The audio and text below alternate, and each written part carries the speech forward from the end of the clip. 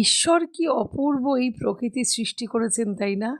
যত দেখি আমি ততই মুগ্ধ হয়ে যাই। সে ফুল হোক, পাতা হোক আর পশু হোক, এদের নিয়েই আমার সময় কেটে যায়। আহ, আমি আমার হাজবেন্ডের হাতের চা ছাড়া খুব একটা কারো হাতের চা খেতে ভালোবাসি না। মানে যখনই আসি, দুপুর একটা আসলেও আমি ওর হাতের এক কাপ চা চাই। ও আমার আগে সিঁড়ি দিয়ে উঠে আসে, আমি তো একটু আসতে উঠি, এসে চাটা আগে বসিয়ে দেয় ঠিক। তো এটা খেলে আমার সারাদিনের এনার্জি চলে আসে। ব্যাগটা ছাড়, ব্যাস মুখটা ঘুরিয়ে নিবি।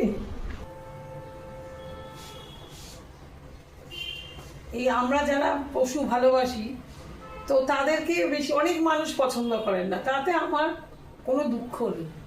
ঠিক আছে, ভালোবাসতে হবে না, কিন্তু এই পশুগুলোকে নির্বিচারে এইভাবে মারে, গায়ে গরম জল ঢেলে দেয়, এটা কিন্তু বন্ধ হওয়া দরকার। যদি আপনাদের বাড়িতে আসে তাহলে আপনারা একটু ঠান্ডা জলই গায়ে দিয়ে দেবেন, দেখবেন চলে যাবে।